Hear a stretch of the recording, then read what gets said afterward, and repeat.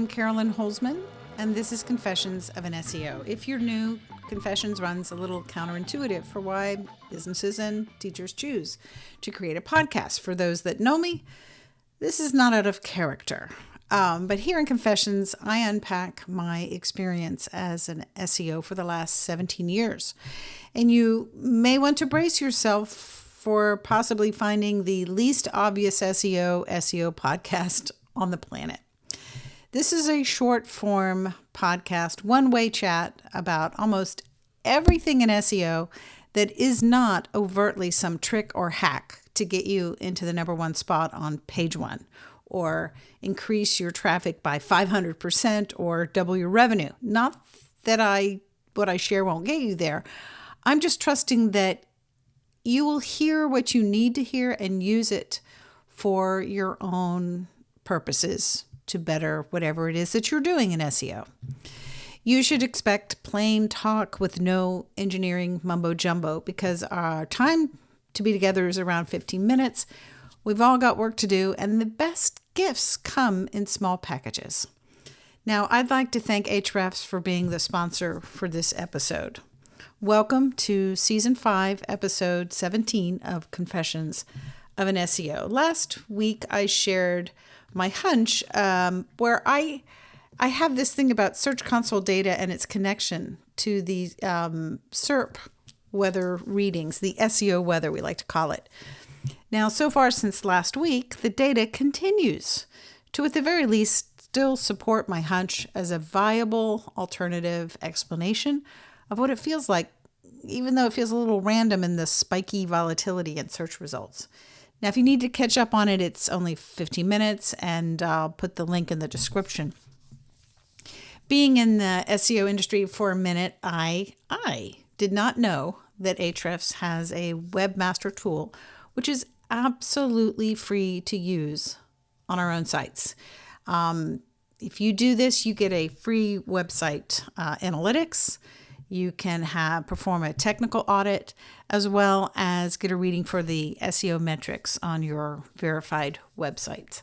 Now, Ahrefs has a verification script you can put on your site in order to prove you own it. I'm working on a quick start one sheet for any business owners listening. And next week I should have that put together. And in the meantime, you can also find the link in the description. If you click on it, it'll take you right over there, and you'll be able to set your site monitoring up for free. Now, this week, I'd like to catch you up on the story, the continuing saga of my little beloved site that I shared who experienced a dirt nap. All the pages got ripped out of the index, and it was down to one page. Now, here's the part I want you to pay attention to.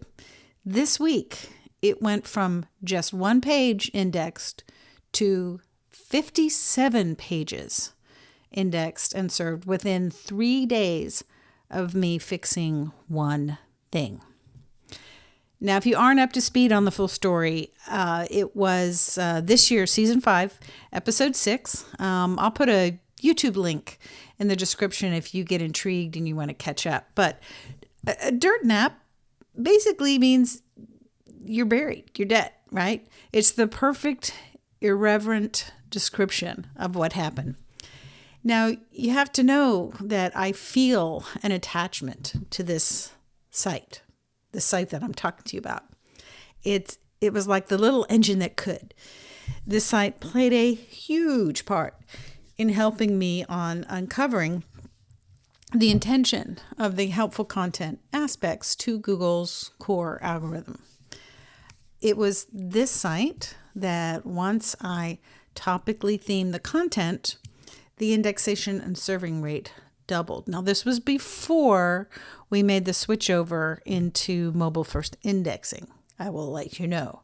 So anyway, I love this site. I feel beholden to this little site. You know, if I could bring it back to life, I would really want to do this just because. Now, that what happened basically occurred in November. And this was like the beginning of November, like end of October, beginning of November. With each index page report, The first time it happened, Google ripped out 50 pages.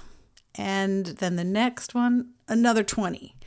And then the following index page report, another 50. And then suddenly, only one page remained. It was the home page. Now, I started working on this site after sharing it on Confessions, and I got it back to about 32 pages indexed after adjusting, the page content to basically, I was putting more meat on the structure bones, and I know that this works based on my research. It works and has some staying power.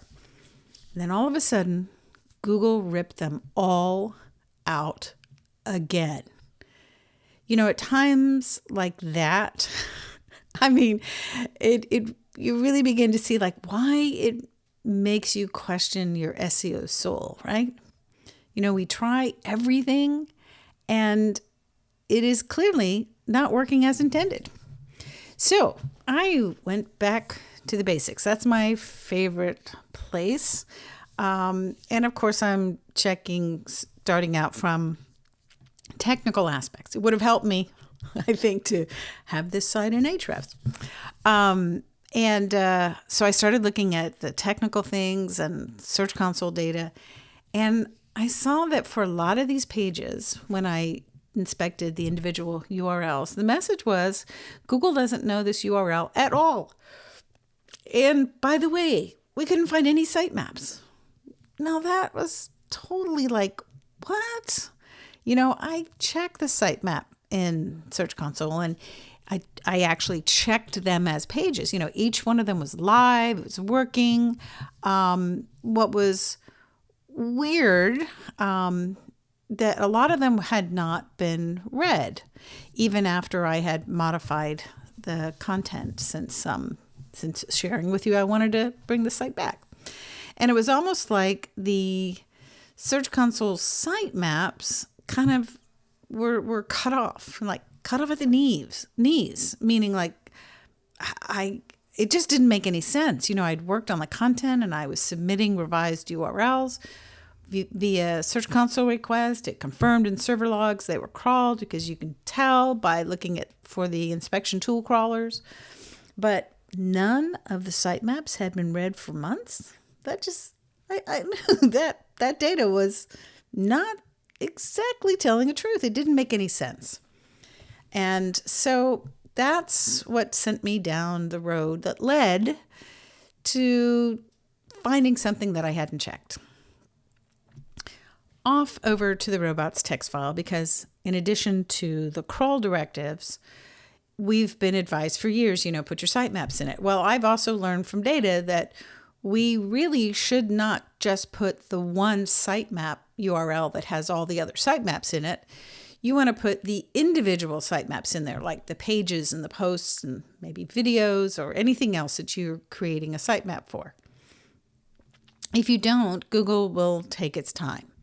Now, by putting all your individual sitemaps in that robots text, it's a bit like nailing Google's feet to the floor in terms of a more immediate crawl of those URLs in sitemaps. So I use a plugin, which I really like. It's the robots text was generated from this plugin, and it works without operator error, which I'm about to confess to. It's called the Advanced Robots Text Optimizer and Editor. So I definitely did the optimizer part. I just didn't do the editor part. And I was looking for my list of sitemaps. And I know you're thinking oh, she didn't put her sitemaps in. It wasn't the problem. And when I saw what I was at least in search of, it was like cartoon double take. I was like, what? There were indeed 2 sitemaps in there. However, they were not sitemaps that were pertinent to the content on this site. It was a news sitemap and a product sitemap. Well, no URLs like that were on my site. In fact, these were 404 pages, page not found.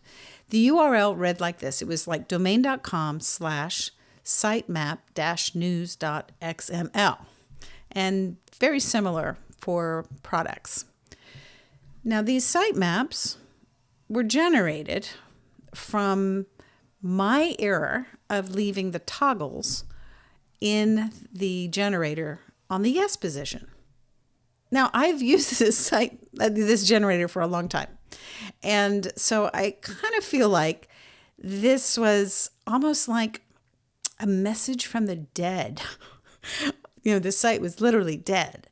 And so I looked at that and I was like, man, this is not right. So I fixed it within a minute. And there's a place in Search Console where robots text files can be resubmitted. And you find that, and just know when next time you get in, it's in the settings.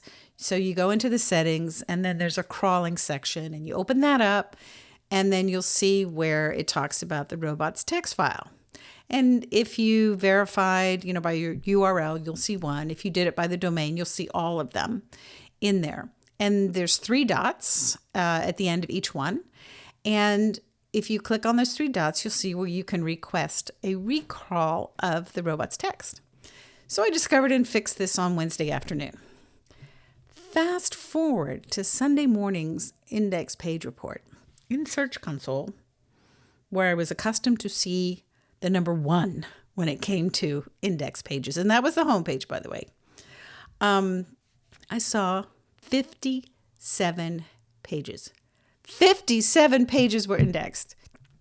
From 1 to 57 pages. That's exciting.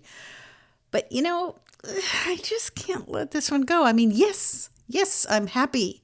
But this poses a very intriguing state of affairs. And this is where I feel like this was maybe more of a happy accident. Are we looking at a state of things or a world where having no sitemap in a robot's text file is better than having a wrong one? So despite having actual sitemaps live and well on the site, known to Google, submitted repeatedly, seems to not matter as much as having a 404 sitemap in a robot's text file. And that 404 status of that sitemap is a one-way ticket to a dirt nap for a site. Can this be? Now, I'd like to share the server log information from literally the moment where I resubmitted the robot's text file.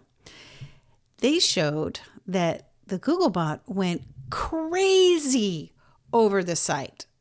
Now, I wasn't sending Search Console requests. This was all Googlebot. It was like they were there and they were crawling crazy number of pages, even with the newest Chrome build that showed up on Thursday.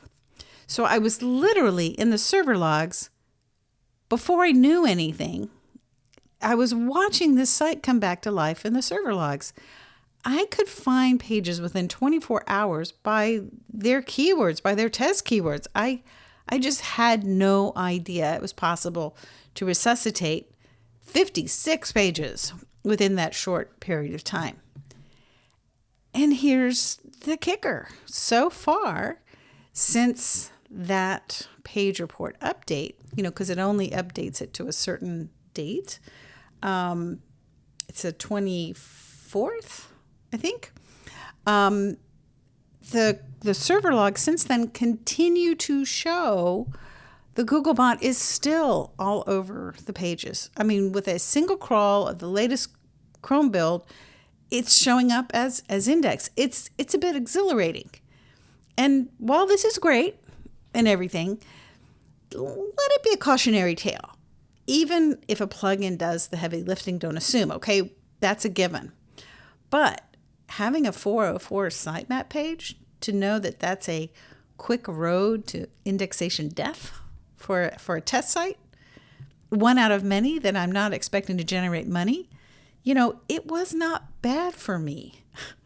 It was a learning experience. And like I say, one of those sort of unintended but very happy accidents to discover.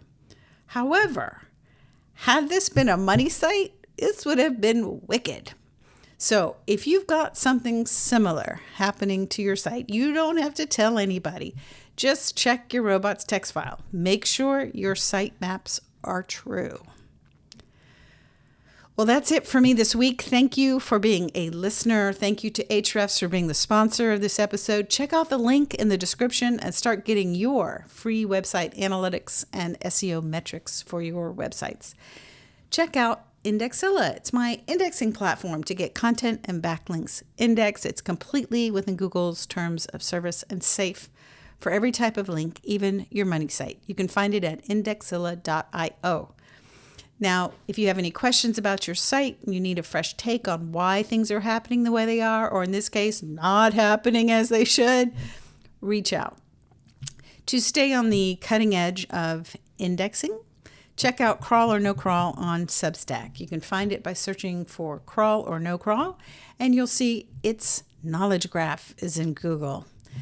See you next week for more SEO conversations, observations, and testing stories. If you have any question about today's topic, you can reach out and text your question to me at 512-222-3132. Thanks again, and until next week, I'll see you in the SERPs.